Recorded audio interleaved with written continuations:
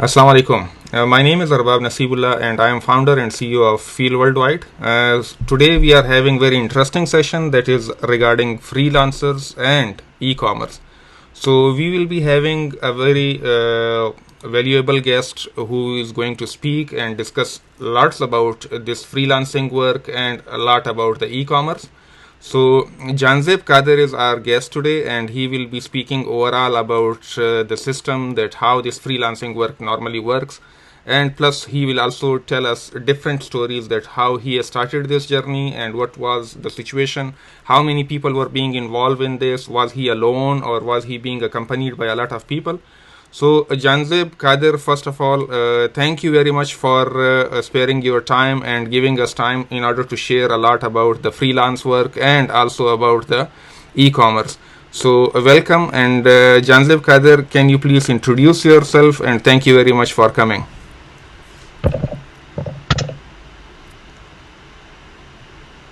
Hello? Hello. Yeah, Janzeb Kader, can you listen to us?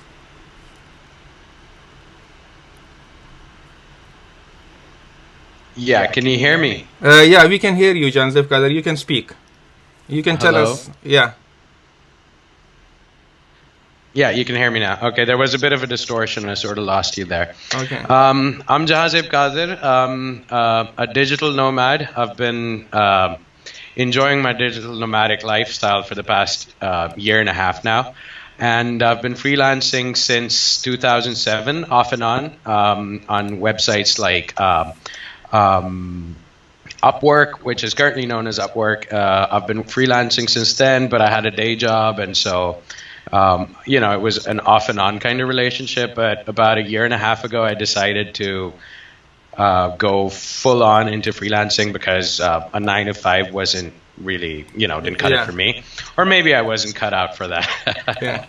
So currently, I freelance and write content for companies internationally. I travel from country to country. I've spent quite some time in Dubai and much of the Middle East. I go back and forth. And the good thing is it gives me the freedom to work whenever I want to. And I have greater control over my life and my finances. That's pretty much it. And eventually, I'm going to launch my own e-commerce store. I've been doing a lot of research on that. So that's pretty much about me. Yeah, thank you, Janzeb Kader. And Janzeb Kader, it is really interesting to know all about that. You have been working as a freelancer and you are contributing a lot. And definitely you have achieved a lot of things. So we would like to know that how long have you been freelancing? As I mentioned, I started off in 2007, but then I had a day job. I was working as a customer services representative. So it was off and on kind of thing. And but only recently, a year and a half ago, that I decided to go full on into freelancing. Freelancing wasn't limited to international clients, like through websites like Upwork. I used to freelance with local clients as well in Quetta, companies that needed a bit of content to be written, proposals to be written, pretty much everything within my skill set. Okay. So, Janzeb, do you think that was it worth to resign your job and come as a completely start doing this activity as a freelancer? So, do you think that people should also do that thing, and is it like worth enough? The best decision I ever made was to start freelancing full on, like full time, because I thought a 9 to 5 job is very restricting. It's not, and you and I have been working in in nonprofits and corporations. It's never 9 to 5. It's maybe 9 to 9 or 9 to midnight. The timings, it's just 9 to 5 is not really the real picture. It was really restricting in the sense I'm a nocturnal guy. I can't wake up early in the morning, get ready, go through the drill, and be forced to work during the prescribed hours. Some of my best work, even when I had a 9 to 5 job, some of my best work that was published was written at 3 in the morning. Oh, yeah. So I'm the most creative since my skill set is creative writing mostly. Yeah. I do technical documents for companies and content writing. That my brain sort of works. I'm just wired that way to be working in the long wee hours of the night. Yeah. So one of the best decisions, I choose my clients, I choose how much I get paid, Yep. and I choose how much I want to work. So Yeah. there have been times where I just took up assignments only to pay the rent, and then and some Yeah. extra cash, I just go out and party the rest of the month. Yeah, so it means this So thing that yes, now you are having a liberty and freedom, and plus, like, you would love to work whenever you want to. So you are not restricted, you are yeah, not bound for anything. pretty Yeah. much, pretty much. And next thing, like, Janzeb, again, there is a question like, why do you want to be a freelancer? Why you wanted to be a freelancer? Again, this is a kind of thing like reason. Oh, any specific reason? Yes. Okay, let me give you a bit of a backstory. Anybody who grew up in Pakistan knows how difficult it is to get into the military. Yeah. And once you do, it's like a lifetime of job security, lifetime of growth, lifetime of power. I actually, in 2001, I actually got selected for, the Pakistan Military Academy, and, Yeah. my dad probably just went out in the street and shot some, Yeah. fired some shots. Yeah. Because, it's celebrated that way. But by the time, when the letters came in and I was supposed to just, go to PMA, I told my dad, I can't do this. So from a very early age, I knew that I could not be bound to a particular bureaucracy or a system for the rest of my life. During my career, 9 to 5 career, I've worked and lived across several cities within Pakistan. So I can't just settle down in one place, and it's just too boring for me. Yeah. So that's one of the reasons why I freelance. Plus, I don't have to take bullshit from the bosses. Yeah. That's really nice, and that's really interesting that you are free to do whatever you want to. Exactly. And Exactly. you have your own, like, you are your own boss, you are on your own leader. Exactly. And you are your own implementer also. So that is a good thing. Sorry. Yeah. And Janzib, like, what type of project have you worked on? I've worked on, well, starting off, I used to write video game reviews for PS. Okay, this was 2007, so PS3 and PS2 video games and the Xbox. And I would write reviews for blogs and Okay. get paid in return. And eventually I moved on to, since I was working and I developed my skill set, so I could write proposals for nonprofits as well as other big companies, corporations that needed their ideas to be put on paper so that they could, get business proposals and get funding and pull out grants. So that's how I started. Currently, I write a lot of content for companies who need, because in this day and age, it's all about content, and you need to make sure you're optimized for search engine, requests. So right now, I'm working with small and medium companies and create content for them. Yeah. Make sure the grammar's all right. Make sure they're, they have a content strategy in place, and what to do, what not to do, good practices. So I'm more of a consultant in ways, in that I don't just write content. I also help them figure out what kind of content they need, and whether it should be video or just images or text. So it's pretty diverse, and that's what keeps me going, because every other client is a different challenge. Yeah. So it's fun. That's really nice. And further, Janzib, can you also tell us few more things? Like, when you started that different type of work, when you started writing proposals for non-profit organization or maybe social entrepreneurs, and plus you have also created contents, you have also written the reviews about the games and other stuff. So what sort of specific return you were getting out of them, and what sort of results you have achieved out of them? So starting off, I would make the video game reviews, they actually, I made $2 a review. That was a 500 word document, but I really had a good time and I had a day job, so it was not enough to sustain, a life, Yeah. sustain a living. But it was good, decent money on the side. Just 2 hours every night, and you get like $2 for a 500-word article. Just writing video games. It was easy money. Eventually, I moved on to larger projects, and then I could actually, since I was giving in more value, like millions of dollars worth of projects. So I actually started making way more money, enough money to sustain myself without having a day job. Okay. And while working as a freelancer, definitely those people who are searching and going to give you assignments and work, how normally do they measure your performance? And do they pay you regarding your work, or do they pay you for your time? Do they pay you for the output, that whatever is being produced? Like, do they evaluate that, or after that they pay you, or they will pay you in advance? It totally depends on the kind of client you're working with. If it's a large corporation that you can trust won't run away with your money. Yeah. That's one of the biggest issues with freelancing. You initially you run into clients that want all the work done, and they'd run away with your money.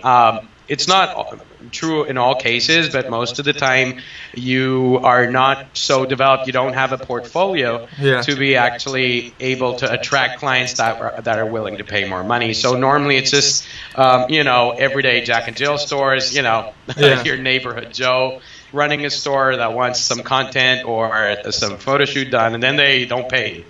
So earlier on, my how I worked was I always worked with advance payment, at least 50%. That would sort of, just in case they don't pay me the rest of the money, at least I end up making some money, right? Yeah.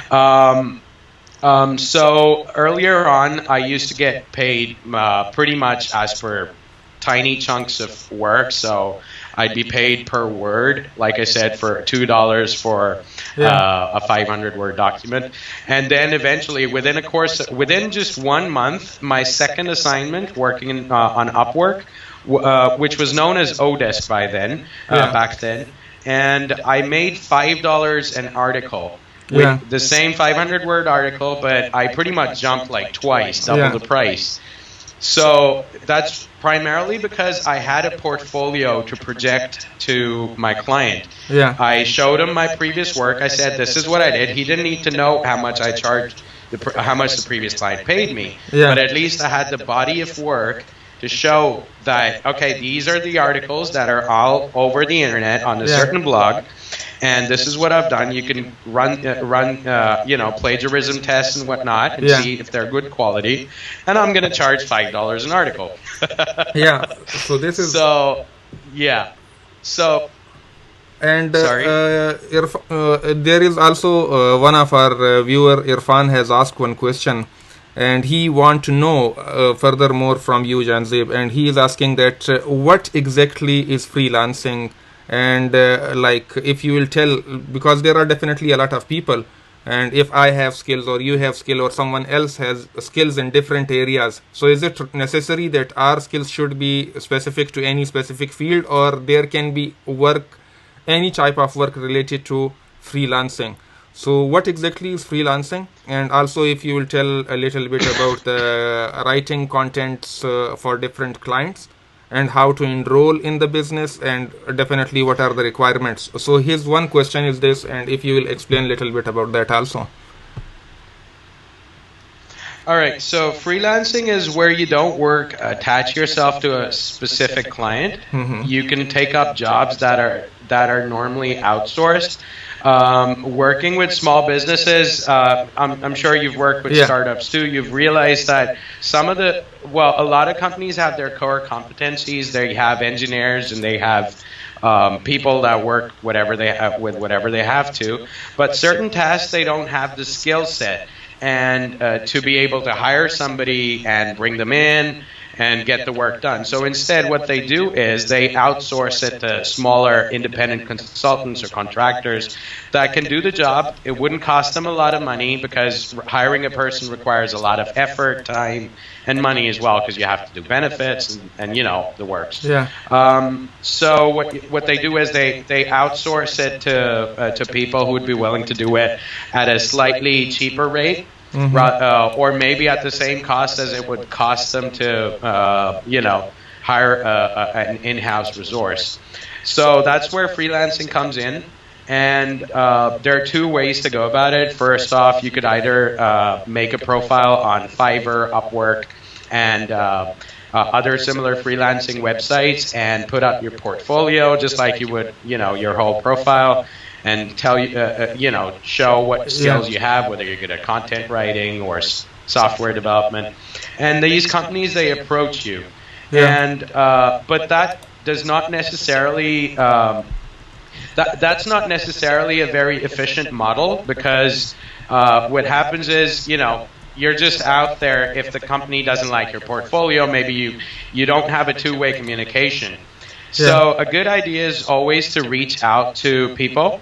Mm-hmm. And reach out to companies and tell them what you can offer. In my case, I started off earlier, pretty much last year. I actually reached out to a restaurant in Dubai that wanted to, that was having troubles with their social media management and engagement. So I made a few sales pitches. I said, this is what we could do. This is what we can work on. I think that you'll get better results from that. And that's, how I went international. And one thing led to another, and other contracts as well. Yeah. So that gave me financial freedom, as well as since it's work that can be done remotely, because you just need to take pictures and, write content, which can be done anywhere. You have access, as long as you have access to the internet and power supply, of course. So what happens is you end up being location independent, which is to say that you don't have to be in a particular place to get the job done. You can be traveling and be on a plane, be at a cafe, and just get your work done, get paid in exchange. That's it. Yeah. And everybody, like as Janzev has mentioned, that there are multiple websites, and even if you will search that one online also, so you will find like maybe 30 or 40 most commonly used websites with the name of Fiverr, Upwork, like a lot of websites which is like Flex Jobs and many other things like available, Crosswords. So these different websites are available. So if you want to start your own freelancing work, if you think that you are expert in your own areas, so you have to analyze yourself, and after that you can start those activities. And definitely all those links we will be mentioning it here also. And further, if you will also tell us, Janzev, like what is the process? Like as you have started, like we have to finalize the website, then we have to create a profile, and then we have to find the work. Is it easy to get work in beginning? Let's suppose if I have not worked anywhere and I'm just going to start now, maybe I don't know what to put charges. Should I charge a lot? Should I charge less? Should I charge like $50 per hour? Should I charge like $10 per hour? What should be the portfolio, or what should be the system, so that I will start getting work? So getting your first freelance gig is just like getting your first job. You knock on several doors and say, hey, I've got these services to offer. Would you be interested? This is my resume. When you're going for a job, you go with your resume and you tell them the kind of skills, your degree and all that, all your credentials. It's pretty much the same. It's a lot of trial and error. Well, not error, but actually finding that particular client or company that is willing to put some trust in you for your skills.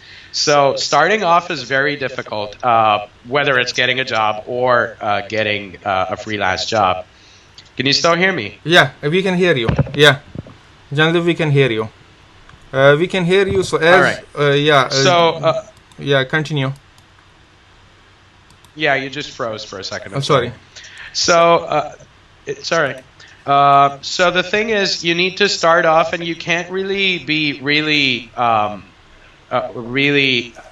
inflexible about your the rates that you want to charge your client. Of course, there's market rates, and there's clients which cannot afford it. So it's not like a predetermined rate unless you've accumulated enough assignments in your portfolio to be able to charge the kind of price that you want. Okay. So essentially with freelancing, what happens is you're actually charging for your time. And how valuable is your time when you're just a fresh graduate? Nothing. Yeah. You see a lot of fresh graduates looking for free unpaid internships just to get that experience. Yeah. It's pretty much how it goes with freelancing too. So you'd run into clients and just in a lot of cases you'd just say, okay, I'm willing to do the first 5 documents or the first 5 assignments for free, and then maybe we could come up with a certain remuneration against the kind of work that I'm doing. Yeah. So it's all about marketing yourself and your skills. And to start with, you need to be confident about your skill set. Now, of course, nobody's perfect. And especially at a younger age, you're not really aware of your strengths and weaknesses.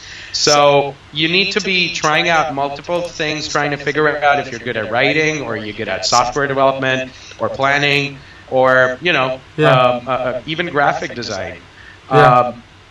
A year ago, I was working on a children's book, and I had to hire graphic designers. Okay. And I thought maybe it would be a good idea to hire a graphic designer from within Pakistan instead of going to Fiverr. And guess what? Yeah. Guess what? The graphic designers that I came across that had really good work, they were making close to $4,000 on websites like Fiverr in a month. Yeah. So these were I thought I would, bypass Fiverr and get somebody to do my work. In Pakistan, you also got the Fiverr guy. Yeah, and in Pakistan, I found graphic designers that were making in excess of $4,000 a month for their graphic design jobs. Yeah, and one thing, Afaq has also asked one thing, and he is saying this thing that he has spent like an entire week on the Upwork. But he's failed to find any work. But I don't know. His question is very specific, like short, and he has not explained the detail that what he was working on, and what was the content, who was the client, and everything. So still the time we don't know that what is the situation going on over there. I think our answer will be very much general. It will be very much general. Yeah. So if questions are coming, so it will be very helpful if somebody will ask very specific question, so that it will help us also to help you guys, which will help you to earn more while having your own work. So definitely, like Janzeb is saying, that there is a guy who was working only on the designs, and for those designs he was making $4,000 a month. So if guy sitting in Pakistan and making $4,000 a month, so it means this thing that he is far more better than a lot of people who are doing jobs like any government official. If they are in 18 scale or 19 scale, they will be maximum getting like $800 or maximum $1,000 a month. But he is getting already like 4,000, which is just a case which Janzeb has explained. And we will also have like a detailed sessions, because Janzeb is having a designed module which he will discuss also, that how he will be launching that program. And definitely all those people throughout the world, they can join him and they can attach themselves with him in order to learn about this e-commerce and this overall freelance work. So Janzeb, also tell us few more things, like when you started this freelance work. So have you switched from one to the next one? Like, did you try different things, or you were just stick to the one thing only? Like, did you try writing? Did you try designing? Did you try something else also in this freelance work? So from a very early age, I knew that I wanted to write. In school, I flunked every other subject except for creative writing and English. Yeah. So it's always been, and my whole career, except for my first job, which was customer services, where I was actually paid to talk. So ever since my second job, I've always been paid to write. Okay. So it's been something that that sort of worked its way through. And I've always been into writing jobs, whether it's proposal writing or full-on research projects or just content writing for blogs. I've worked in digital marketing too. Okay. But it also involves, once again, digital marketing is also about content creation. And I used to be a communications professional, corporate communications professional, while working for Save the Children. Yeah. And my last assignment was on a World Bank project. So it was always about corporate communications, so be about to write and taking photographs. So it's always been creative assignments for myself, which sort of made it easier for me to work on in digital marketing, and I've always worked on improving my skills in terms of trying to get a more variety of assignments, not just a specific niche. Well, I'm just going to be working with restaurants. No, I've pretty much worked with a lot of corporations that kept kept me on my toes at all times, because it was a new industry, a new business. Yeah. So I had to do a lot of research, but it was my core skill set has always been writing. Yeah. And Janzib, most of the time I have seen a lot of freelancers, like when they will start their work, they may get like 1 or 2 assignments in the beginning, but sometimes they don't reflect the same work which they have completed in their profile of that specific website. Either they are on the Upwork, either they are on the Fiverr, either they are on the Crossword, either on they are any website. So if you are not going to represent your previous work to the people, so do you think that you will be able to get maximum work in the future, or you will go on the decline? So should you show your how should be your communication mechanism in order to present yourself to the clients? A lot of people think that when you get into freelancing, you can pretty much just do whatever and provide substandard work and get away with it. A lot of the let me tell you this, it's very unrealistic. So if you get a bad review from one of the clients, it just sticks to your profile, and you have to work extra hard with the rest of the clients just to bring up your average. So everything it's all about ratings now. And you can't just make a fake profile, because then you need to transfer money back into your bank account, and they need your regular ID, and it wouldn't match. So a lot of people, they think when they freelance, they can get away with subpar work. So it's always a good idea to work at a slightly lower rate when you're learning, because then the employer also gives you that extra bit of cuts you some slack and says, okay, so you weren't charging so much, I didn't lose as much money. And it's always about being flexible. So if you always say that I can do as many revisions as you like, I won't stop. You don't pay me until you're perfectly satisfied with the whole project or with the output. That way you're actually losing money in terms of time, but you're still making a good reputation for yourself and developing your skill set. So it's all about patience. Let me tell you this, I started freelancing in 2007. That's when I got my first paid freelancing job. But I'd signed up for Odesk since 2006. And it took me a year to get a job on Odesk, even though I had the skill set.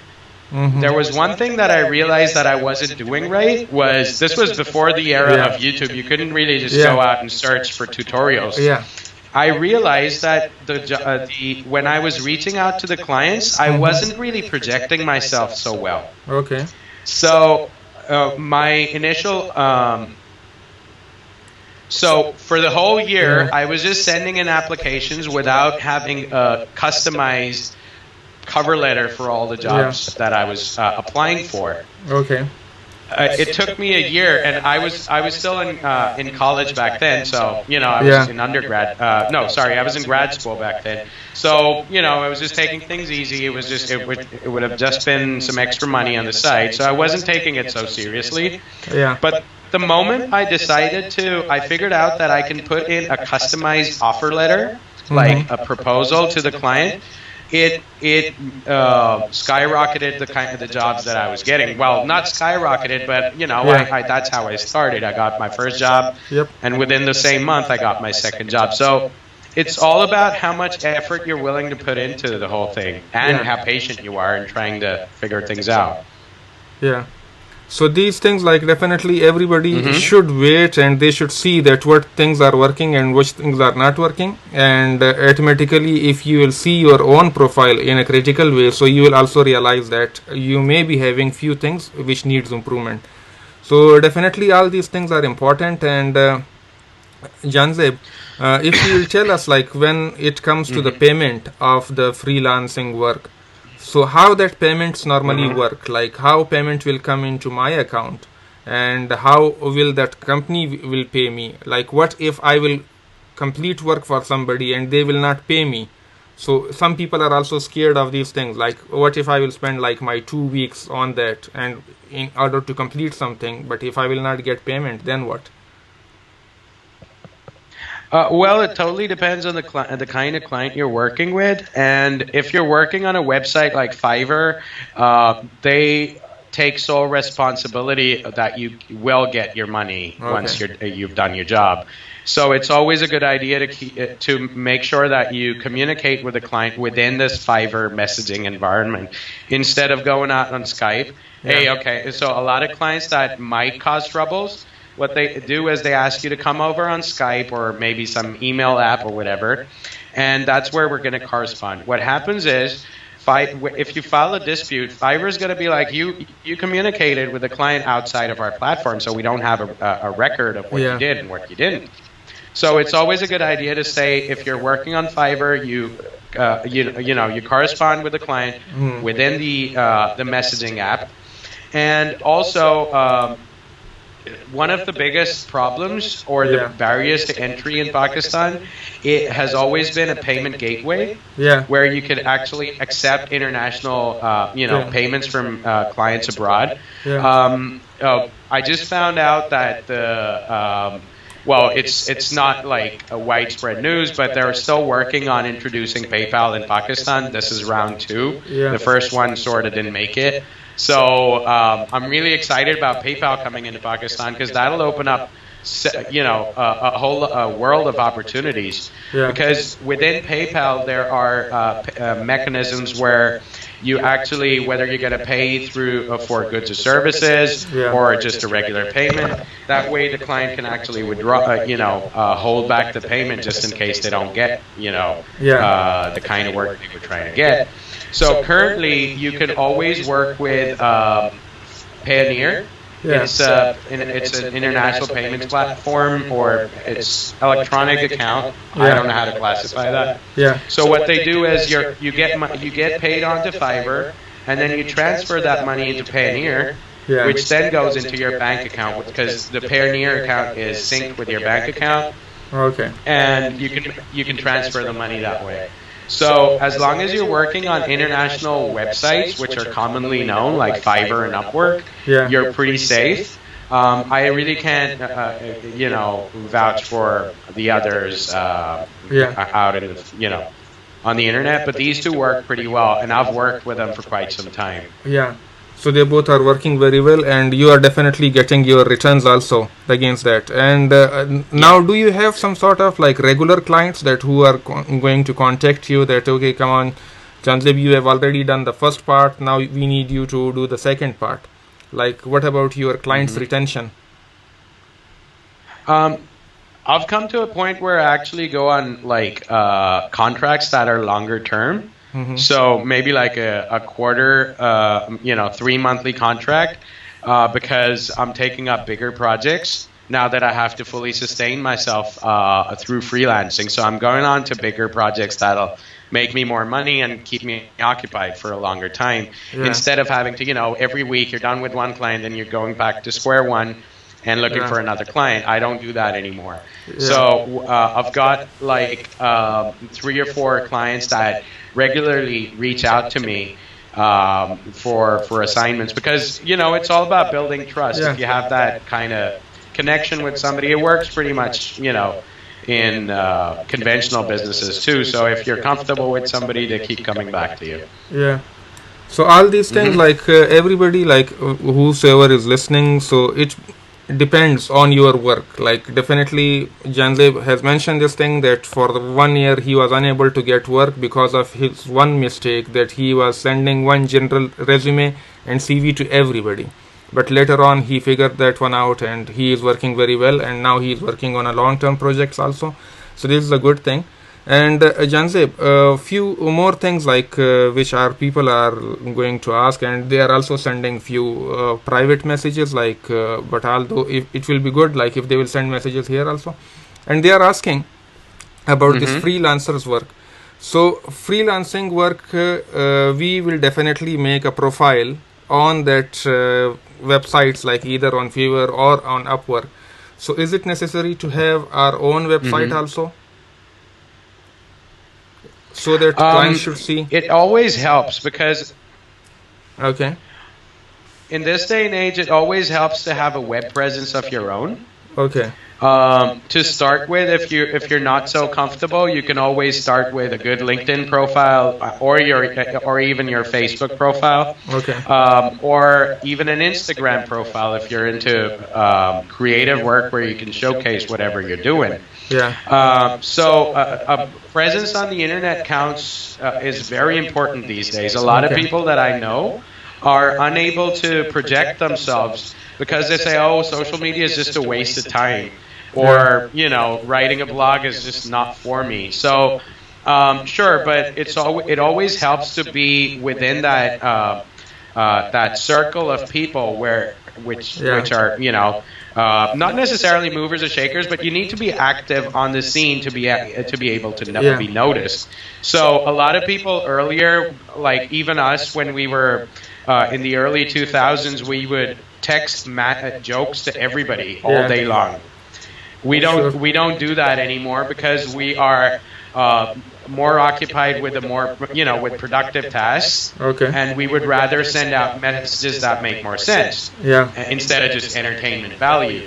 So if you look at social media from a very professional perspective, you can actually build a wide audience for your work and your portfolio. And that helps attract more clients. And quick 2 things, then after that we will go towards the e-commerce thing. Just to know, you have mentioned one thing, that search optimization, because most of the time people are having problem with this thing, and even many people, they don't know that what is this thing. Like for example, if somebody wants to find my company, they cannot find it, or if somebody wants to find you, so how can they find you, and how can you appear yourself quickly either on YouTube, Google, or anywhere through that technique that you have mentioned. And definitely you are going to do a complete module, but just in short, like just tell that what is this search optimization, and later on when you will be doing the entire session, we can have that entire session also. Yes, please. Perfect. So search engine optimization, with Google blowing up in the past decade or so, we have so many websites that need to be categorized, and Google needs to know what category your business or your website falls into. And there are certain search strings that people normally type. So let's say if they're looking for services like print services, a lot of people, you don't need print services in America if you're living in Pakistan, right? So when you write in print services near me, it'll Google will look up all the local businesses that have been registered as print service providers within your vicinity, within like 5 mile or 5 kilometer radius. Yeah. So, in order to be shown to appear on those search results, you need to follow certain steps so that you do end up, on the user screen. Yeah. And what happens is, if you register your business on Google and you have that verified Google address, and if you have print services, so if you're offering print services, you mention that in your website or in one of your services on your profile, so that Google knows what you're doing. And eventually, whoever's looking for print services, and Google will automatically connect you to the client. That is so. In a nutshell, that's how search engine optimization works. Yeah. On a wider level, a lot of things when you're trying to attract attention towards your business, a lot of companies, what they're doing is, that's where people like me come in. We write content that sort of works around the company's services and their niche. Yeah. So if it's a print service, I'm going to write in a couple of blogs. How do you find a good print service? What are the kind of print services that are available? How do you get cheap quality prints, if you're, stuff like that. So if you have that kind of content on your website, Google is going to know that, okay, so these are, for any question that a customer is asking, we can refer them to the website, and then eventually they might end up taking your services. Yeah. So that's how search engine optimization works.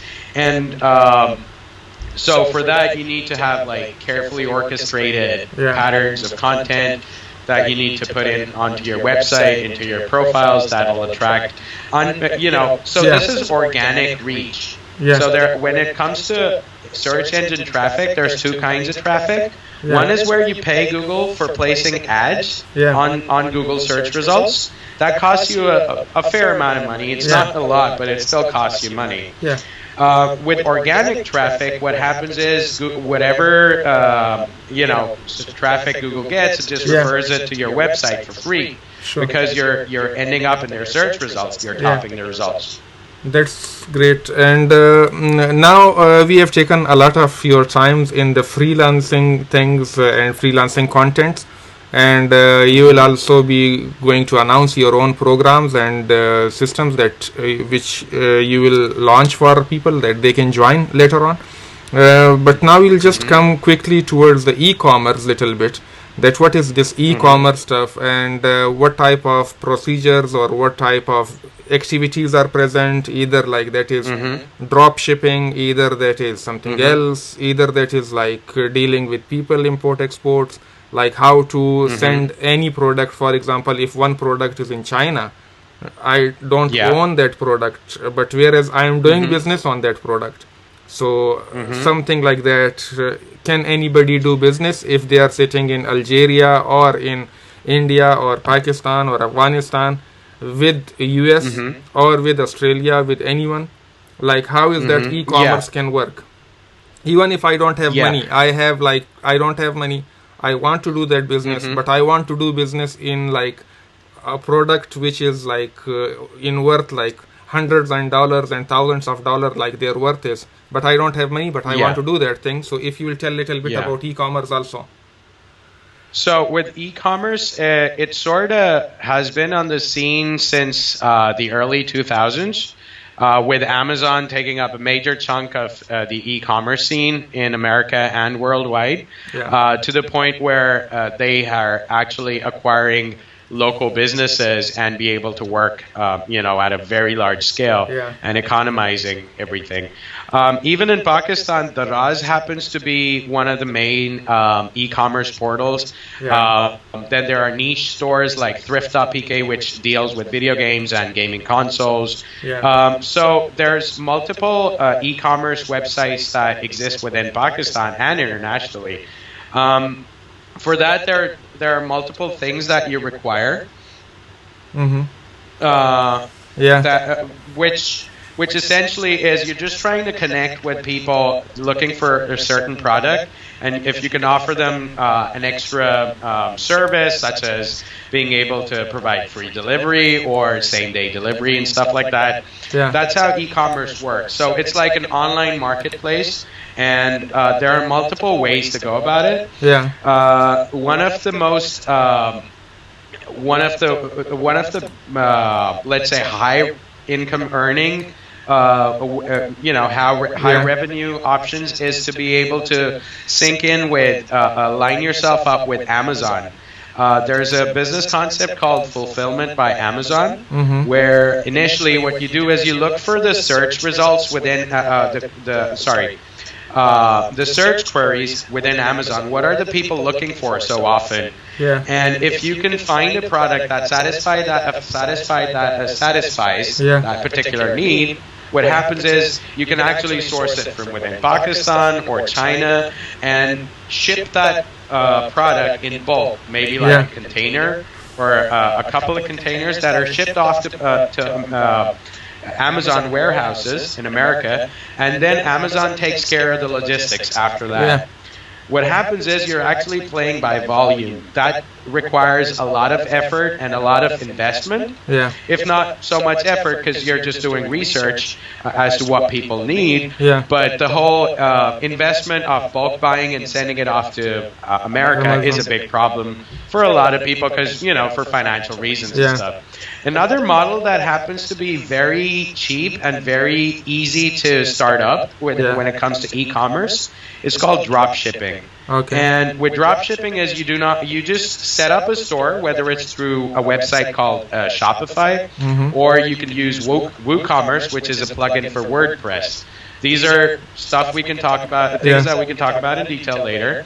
So you need a shopping environment, which is like a software that enables you to project put your products up, and people can take a look, and then they can buy them and put in their address and send their money into you. So there are two platforms. One is called WooCommerce. The other is called Shopify that you could use to put up pictures. And with with AliExpress, you can actually, a lot of people don't trust AliExpress because, there's problems with shipment.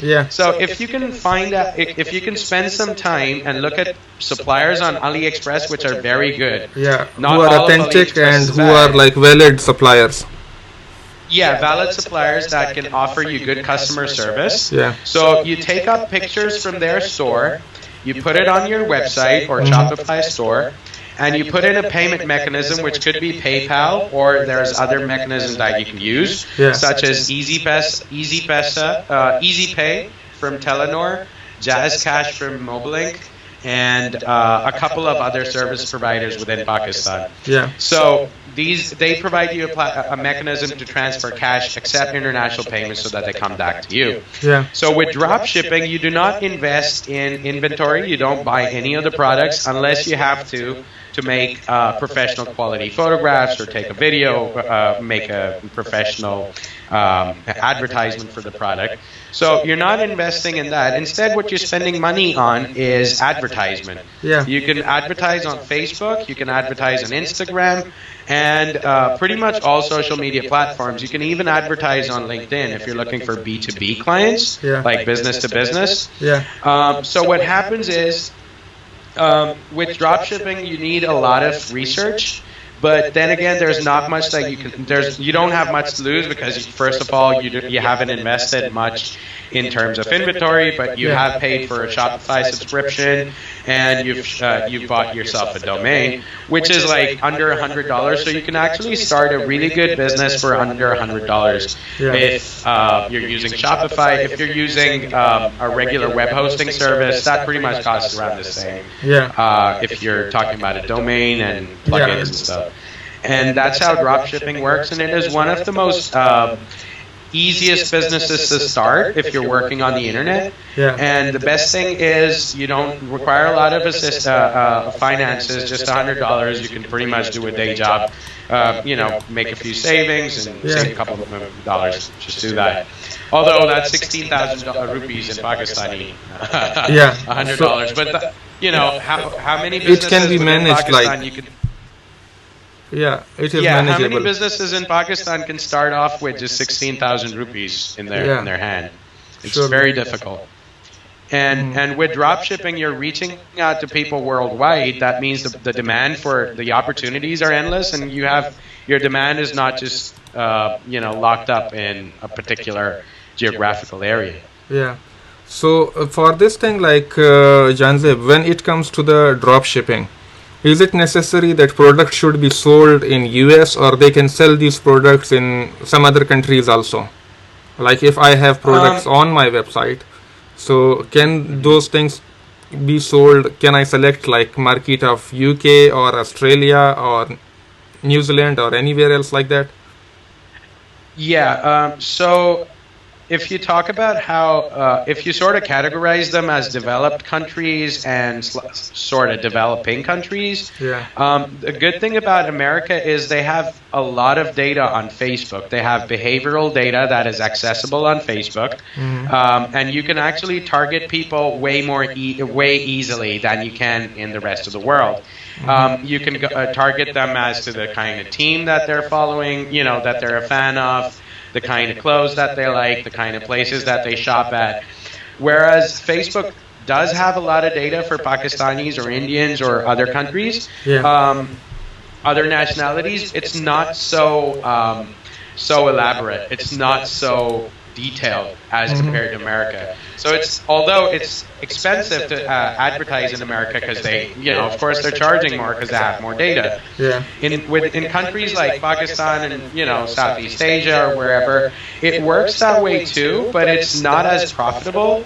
Yeah. Primarily because you don't have that kind of data, Yeah. and you have to think about the after sales service. Yeah. In America, the communication is like mostly in English, and it's Yeah. easier to communicate with a customer that because Yeah, with anyone you where can communicate. yeah, it's easier to communicate with Americans or Britishers because it's English, and a lot of people in Pakistan and the rest of the world at least know basic English to be able to communicate. Yeah. But if you're targeting a country that where English is not the primary language, customer services becomes customer service becomes a massive problem. Yeah. And also with most developed countries, they have really good payment services like PayPal. Yeah. It's easier to do business, and these are huge markets and they have great potential. So you can start off with a particular country. Like, let's say you could start off with America, you could scale it up to the UK, and then open up worldwide. Sure. Once you get the hang of stuff. So for these things like these drop shipping that you have mentioned, how will that payment mechanism will work? Like, let's suppose if somebody is working in Pakistan or somewhere else, but they are dealing with the market of US. So how that payment will go to somebody in Pakistan or Argentina or Algeria, Egypt, anywhere else? So this is the back end of a website. So the front end is where you display the products and how they're going to be sourced, right? So how they're going to be displayed to the customer. Sorry. I'm going to go back, take a step back. So there's a front end which the customer sees. So they see your advertisement, they see your website, and then they make a decision whether they want to buy it or not. Yep. At the back end, you need a service which is called a payment gateway. Okay. And one of the major the most famous payment gateways is PayPal. Yeah. Which of course is not available to a lot of countries, including Pakistan, but hopefully, fingers crossed, it's coming in. I'm really excited about that. Definitely. So at the back end, you need a payment platform, like a software, a payment gateway that processes payments from your client, from your customer, puts it in your account, and that you can wire it down to your account in Pakistan or wherever you're living. So for a lot of countries that don't have access to PayPal, there are other services like 2Checkout and other payment platforms. For people living in Pakistan, there are payment options from some of the major banks like Habib Bank and all of these. They have merchant accounts, but they cost a lot of money. But you also have Easy Pay from Telenor, as I listed before, Jazz Cash from Mobilink, where you can accept financial payments and transactions and put the money in your bank. Yeah. And when it comes to drop shipping, you don't necessarily have to work within, you have to confine yourself to get a website. You could even start with a Facebook page and work within Pakistan or your home country, wherever you're at. So what you do is you start a Facebook page, let's say ABC Store on Facebook, and you take a couple of pictures from AliExpress, you share it with a couple of friends of yours, you have your EasyPesa account, and you say as soon as you place an order, the order would be shipped, the product would be shipped within 3 weeks. And you get the order from, you order the products from AliExpress, have it shipped to your address, and deliver it to, your customer. Yeah. So, your cost of entering the market or establishing the business goes way lower. Yeah, so thank you very much, Janzev Kadir. Like, these were like a lot of things, and we have taken a lot of your time. And I hope like there will be a lot of things like which people will be asking from you. So further, like they would love to learn from you. So I hope like if you have any plan for any program which you are going to announce or something, so that people can be in touch with you, or like, because definitely they have your profile also, and they can send. You can reach me at jahanzebkadir@gmail.com. Okay. Yeah. Yeah. So Janzev Kadir has told about his email ID also, and further like I think I should mention that one in the context also and in the text also. Further, and you can access me through Facebook as well. Yeah, so Facebook account is being linked here in the same video. So you can just access him through Facebook message also, or maybe Facebook Messenger, or maybe his email ID, that janzebkadir@gmail.com that he has mentioned. So his planning is this, that he is currently going to announce a program for those people like who would like to learn about the freelance work, and plus like he is also going to announce another program which is for e-commerce, where he will explain everything in detail, either that is how to start that, then how to maintain that thing, how to maintain the customer care, and how to process the payments and everything.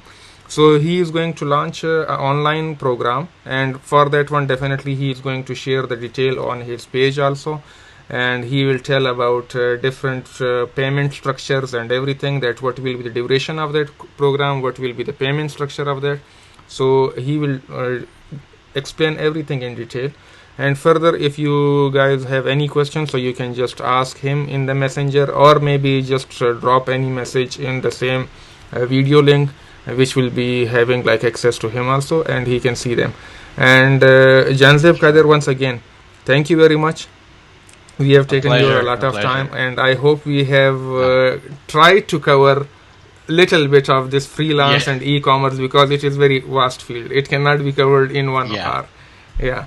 So anything else if you would like to mention, especially for those youth that they are mostly depressed and they are saying we cannot do anything, and they are waiting only for government job, and they have to buy a government job with the US amount of, like, if we will convert that one into dollars, so they are normally paying like $40,000 to get one job. Exactly. Yeah. One job. So minimum, like they are paying that much. So if you would like to say anything, especially to youth, because you started your work in 2006, and if you will tell something to them, then after that we can. 2007. Yeah, then we can make you free. Yeah. Thank you. All right. So it's all about patience, and I don't want to do the whole motivational speaker kind of gestures and orchestrated words, but it's always about patience and trying to rediscover yourself every so often. So if you can invest some time in yourself and not hang out with friends every day, maybe take out some time to yourself and sort of reflect on how the week went and how things are going at work or school or whatever, you'll be able to sort of identify your strengths yourself.